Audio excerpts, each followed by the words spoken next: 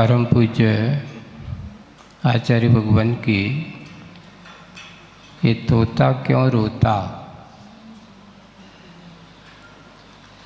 इस कृति का इस चतुर्मास के दौरान स्वाध्याय किया। कहने को तो आचार्य जी की एक कविता वाला ग्रंथ है, लेकिन इसमें समय सार से कम नहीं है। आचार्य जी का ये चिंतन, आचार्य जी का ये सोच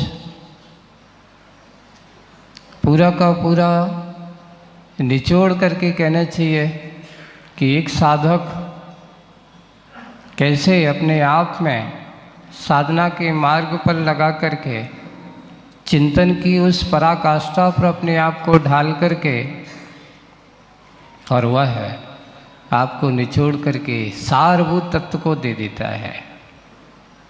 ये तोता क्यों रोता है, शब्द को बताया। यहाँ पर तोता का अर्थ दिया है वो आत्मा तुम्हारी है। क्यों रोता है, प्रश्न किया है, हे आत्मन तू क्यों रोता है। तो उन्होंने कहा जो तेरा है उसकी ओर दृष्टि नहीं है, जो तेरा नहीं है उसकी ओर दृष्टि है। अगर तू अपने पद की ओर देखता तो कभी रोता नहीं, लेकिन तू जो अपना नहीं है उसमें अपनापन मान बैठा है और वो छूटने लगता है तो तू रोने लगता है।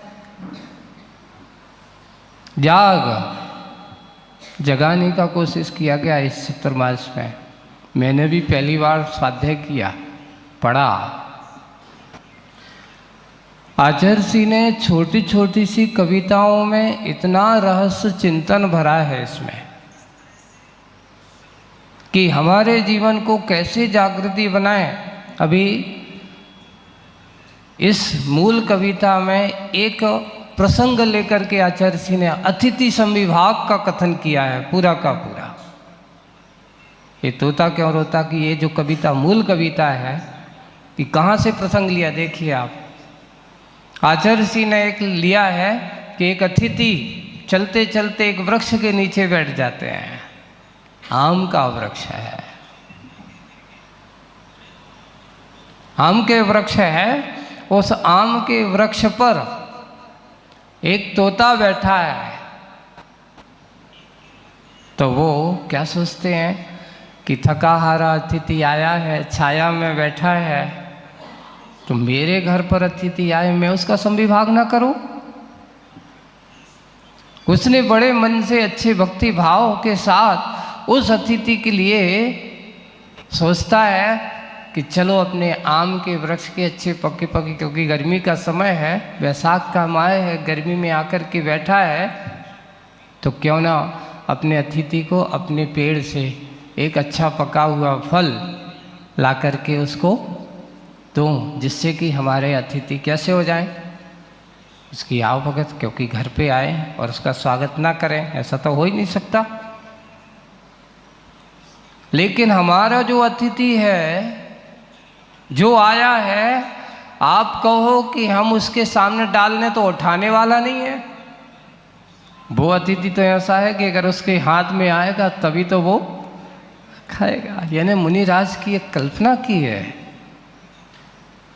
ऐसा बहुत अच्छा चित्रण करते हुए आचार्य जी ने दान की महिमा को बताया है कि हमारा दान जीवन में श्रावकों के लिए, गृहस्थों के लिए कितना योगदान करता है। जितना जितना हम अपना दान और योगदान बढ़ाते चले जाते हैं, वो योगदान हमारे अपने आप को एक कहाँ चरम सीमा पर हमें पहुंचा देता है।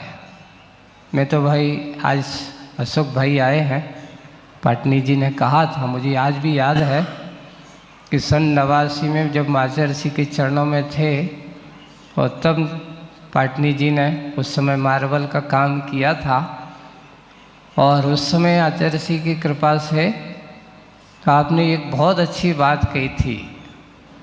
तो हम तो आचार्य ऋषि के गुरु ज्ञान सागर जी महाराज का वरदहस्त है और गुरु जी की छत्र छाया है, और उसी के भरोसे हम अपना काम करते जा रहे हैं। और वो काम मुझे आज दिनों दिन विकास का कार्य कर रहा है। मैं क्या दूंगा, मेरा है क्या? एक शब्द उन्होंने बहुत कहा था, मैं तो गुरु जी का मुनीम साहब हूँ। उस समय मैं तो क्या हूँ, उसमें मैंने एक संस्मरण लिखा है, उस पर लिखा था मैंने कि देखिए, दाता जो होता है देने के बाद कभी सोचता नहीं है कि मैंने क्या किया। गुरु जी का आशीर्वाद है, गुरु जी का प्रसाद है। मैं क्या लेकर के आया था और क्या लेकर के जाऊंगा? बंधुओं, जो यहाँ संचित किया पुण्य है वही मेरे साथ जाने वाला है। धन संपत्ति तो ये हमारे लिए एक निमित्त है। इससे हमें जो मिला है पुराने पुण्य कर्म के उदय से, गुरुओं के आशीर्वाद से जो मिलता है, और मिलकर के हम जो संचित पुण्य करते हैं, अर्जित करते हैं, कहना चाहिए आचार्य भगवान कहते हैं, बहुत बड़े लोग जो होते हैं ना, व्यापार करते हैं, और व्यापार करते करते कुछ कमाई ऐसी हो जाती है जो उसको संरक्षित करना है। तो कई लोग जो धंधावानी करने वाले हैं, तो नंबर 2 की कमाई को नंबर 1 में कैसे परिवर्तित करें, तो वो अपने बड़े बड़े सीईओ से सलाह लेते हैं। ऐसे ही हम लोगों से क्या कहते हैं कि तुम जो धन अर्जित करते हो नियम से, पाप के आश्रय से आता है। कभी भी परिग्रह जो है वो नियम से पाप आश्रय पूर्वक ही आता है। अब इसको पुण्य के उसमें डाइवर्ट करना है। मात्र श्रावकों के लिए एक ही माध्यम बताया है, दान। वो हमारा आया हुआ जो है पुण्य रूप में परिवर्तित हो गया। अब आपने जो जोड़ा था, ये बात सत्य है कि बाहर की जो धन संपत्ति प्रॉपर्टी जोड़ोगे तो वो तो साथ में नहीं जाएगी, लेकिन दान के माध्यम से जो तुमने जोड़ा है वो तुम्हारा कभी छूटने वाला नहीं है। वो पुण्य है, वो हमारा है, वो कोई छीनने वाला नहीं है। उसी बात को यहाँ हम ऐसे ही अपने आप को बनाते चले जाते हैं, बनाते चले जाते हैं। ज्ञानी जन और ध्यानी जन दोनों इस बात को आकर के हमेशा एक ही बात, एक ही चिंतन करते हैं कि भगवान, मेरे जीवन में कुछ हो या ना हो, पर मुझे तो कुछ मिले तो जीवन के अंत समय तक आपकी चरण सन्निधि मिले, और कुछ नहीं चाहिए। मुझे संपत्ति अपनी जगह है, अपनी जगह रहेगी, पर मेरे अंदर की जो कर्मों की जो विपत्ति जो अनादिकाल से दुख का कारण बनी हुई है, ऐसे दुख के कारणों को दूर करना है, दुख के निमित्तों को दूर करना है, तो मात्र एक ही है जो हमारे लिए कर सकती है, वो है आपकी जिन गुण संपत्ति। भगवान के गुणों की संपत्ति कहा गया। जिनेंद्र भगवान के गुणों की आराधना करने वाला ही जिन गुण संपत्ति का भागीदारी होता है। गुरुओं के पास बैठ कर के आकर के और जो प्राप्त कर सकता है वही सही श्रावक और श्रेष्ठी माना जाता है।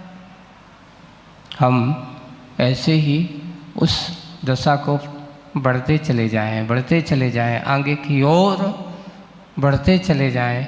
जितना जितना हमारा सही दिशा में कदम बढ़ेगा, मंजिल हमारी उतनी नज़दीक होती है। देखिए, चलना एक अलग बात है। ऐसा तो नहीं कि हर एक चींटी है दिन रात चलती है, जीव जंतु है दिन रात चलते फिरते हैं। क्या उनका कोई लक्ष्य है, कोई ध्येय है? नहीं। हमारा ध्येय क्या है? मंजिल की ओर बढ़ना। हमारा उद्देश्य क्या है? मंजिल की ओर आना। बस आचार्य भगवान का हम सब लोगों को बड़ा सौभाग्य रहा इस सदी का, है ना, कि पूज्य आचार्य भगवान ने जो हमें मंजिल पकड़ाई है, जो हमारे लिए दिशा दी है, आज उस दिशा पर हम बढ़ते चले जाएं, अपने लक्ष्य पर बढ़ते चले जाएं। अभी जब आचार्य श्री 2022 के महामहोत्सव की ओर थे और कुंडलपुर में हमने आचार्य श्री की, मैंने देखा एक दिन और हमने कहा था कि लोग कहते हैं कि आचार्य श्री की तैयारी मात्र तात्कालिक थी। नहीं, आचार्य श्री ने आज से 5 साल पहले से तैयारी चालू कर दी है, अपनी भूमिका बनानी चालू कर दी थी। कुंडलपुर में हम लोगों से एक ही बात कहा करते थे कि देखो भाई, मेरा जितना करने योग्य कार्य था मैं कर चुका हूँ, मेरा जितना करने योग्य कार्य था मैं कर चुका हूँ। अब सब लोग, तुम लोगों को अपने अपने आप को व्यवस्थित होना है, अपना अपना कार्य क्या करना है, संभालना है और अपने लक्ष्य को याद रख करके करना। ये मत सोच लेना कि ये जो मेरे कार्य हैं, समाज के कार्य, ये मेरे नहीं हैं। हमारा कार्य अपने आप को लक्ष्य स्वाश्रित होकर के चलना है। हमारी संयम का मार्ग कभी गड़बड़ ना हो, ऐसा उनका उद्देश्य होता था। कैसे ही उस लक्ष्य की ओर हमें बढ़ाने का कार्य करते थे। अगर हम ऐसे लक्ष्य और मंजिल की ओर बढ़ते चले जाएंगे, नियम से एक ना एक दिन गुरुओं की आशीष और कृपा का फल है कि जैसे आचार्य श्री कहते थे बार बार, जब भी हमने आचार्य श्री के एक ही मुख से सुनता, मैंने आज तक ऐसा महसूस नहीं किया कि आचार्य ज्ञान सागर जी महाराज हमारे साथ नहीं है। मुझे पता नहीं चला कि ये 50 साल कैसे निकल गए और ऐसा लगा है कि जैसे गुरु महाराज का आशीर्वाद रहा है और उनकी जो भावना रही है, वे मैं करता चला गया, मैं चलता गया, उनकी भावना पूरी होती गई। यही है गुरुओं का सातत्य और उनकी संगति का परिणाम है। हम आज इस चतुर्मास में यहाँ तलवाड़ा वालों का और राजस्थान की ओर पहला चतुर्मास है हमारा, तो है ना। राजस्थान में आए तो वंदना करके वापस 2 बार आए, वैसे तो तीसरी बार अब आया था। एक बार आया चांदखेड़ी की वंदना की, वापस चला गया। दूसरी बार आया महावीर जी की वंदना की और वापस चला गया। अब तीसरी बार आया तो अब भाई थोड़े रुक के जाए और कोशिश देखते हैं राजस्थान में कौन कितना कहाँ तक क्या होता है। आचार्य श्री की बात हमेशा देखो, पहले से कुछ कहना तो पक्का है ही नहीं, कहाँ किसका कौन कैसा किसका पुण्य बुलाता है। बस अपन तो उस पुण्य के भरोसे अपना काम, अपने व्रतों का पालन करते हुए लक्ष्य की ओर बढ़ते जाना है, अपना लक्ष्य प्राप्त करना है। हमें अपना काम करना है, जहाँ जाते हैं वहाँ का काम अपने आप होता चला जाता है। यहाँ जब आए तो पूज्य मुनिवर सुधा सागर जी महाराज से खबर की, बड़े महाराज के पास कहा तो बड़े महाराज ने यानी आचार्य महाराज समय सागर जी महाराज ने कहा कि ठीक है, अगर वहाँ की अनुकूलता है, क्योंकि मैंने तो देखा नहीं है तलवाड़ा, उन्होंने देखा नहीं तो मैंने तो देखा नहीं है, अगर अनुकूलता है तो ठीक है, हमारा आशीर्वाद है। और फिर महाराज ने तो प्रतिष्ठा कराई ही है यहाँ की पूरी 24 का मंदिर का। महाराज कहते हैं भलाई समाज छोटी हो लेकिन धर्म ध्यान अच्छा होगा। बड़ी समाज आज की वास्तव में से अपन क्या होते, बड़ी बड़ी संख्या की दृष्टि से देखते हैं, पर संख्या दृष्टि से नहीं, हम अपने आप को भक्ति के अपने आप को समझना चाहिए। और ये चतुर्मास तलवाड़ा वालों का बड़े बड़े समाज वाले लोग कह रहे थे, आसपास के लोग, महाराज जी छोटा सा गांव है, आप वहाँ जा रहे हैं। मैंने कि हम भी तो छोटे ही से हैं, ज़्यादा बड़े क्यों हम? अपने आप को कभी इतना बड़ा मत बनाओ कि हम कभी छोटों को अपना ना सकें। धर्म ध्यान करना है तो आचार्य भगवान तो कहते जहाँ कोई नहीं होता तो वहाँ हम करते थे। आचार्य जी ने जब मुझे टिकटोली चतुर्मास के लिए भेजा, वहाँ तो कुछ नहीं था, जंगल है पूरा, तो वहाँ चतुर्मास के लिए भेजा तो लोगों ने आकर के कहा, आचार्य श्री वहाँ कोई समाज नहीं है। तो बोले कि वो तो मुझे भी मालूम है कि वहाँ कोई समाज नहीं है, लेकिन समाज वाले आसपास कम थोड़ी हैं। वहाँ जाएंगे, धर्म ध्यान करना तो। और वहाँ जब हम चतुर्मास में गए तो मुझे कभी ऐसा महसूस नहीं लगा कि यहाँ समाज नहीं है। साधु अपने साधना का लक्ष्य बना करके चलें, अपने आप समाज जन वहाँ आकर के, यहाँ तक कि पाटनी जी सुशीला जी पहुँच गई थी, 3-4 दिन वहाँ रही, उन्होंने भी वहाँ धर्म ध्यान किया, अच्छा लगा, चौका लगाया, बहुत सुंदर, यानी विशुद्धि का क्षेत्र बहुत अच्छा है। तो इतना है कि धर्म ध्यान करने के लिए हमारा मन अच्छा होना चाहिए। हमारा मन अगर अच्छा है तो हम कहीं बैठ कर के भी धर्म ध्यान कर सकते हैं। यही है कि जितना निमित्त विनता है आज के समय में, पूज्य आचार्य भगवान का जो सूत्र है कि बंधुओं, हम सब लोग अगर इस मनुष्य भाव में आए हैं तो मनुष्य बन कर के अपने अंदर के महानता के गुण को समझना है जो आपके अंदर है। मनुष्य के अंदर वो महानता है, मनुष्य के अंदर वो क्षमता है कि अगर चाहे तो 3 लोगों का नाथ बन सकता है। सौधर्मेंद्र के पास इतनी क्षमता तो है, उसके पास इतनी शक्ति तो है कि वो 3 लोग को हिला सकता है ना, लेकिन 3 लोग का नाथ नहीं बन सकता। 3 लोग का नाथ तो बनने की क्षमता अगर किसी के पास है तो वो किसके पास है? मनुष्य के पास है, आपके पास है। हम उस मनुष्य पर्याय के अंग हैं, हम उस मनुष्य पर्याय के क्या हैं? एक कहना चाहिए कि हमारे अंदर भी वो 3 लोग के नाथ बनने की क्षमता है। और ऐसे ही उस क्षमता को हम अपने अंदर प्रकट करें, हम अपने अंदर के उस भाव को जगाने की कोशिश करें। और वही लक्ष्य आपके पास है, हमारे पास है।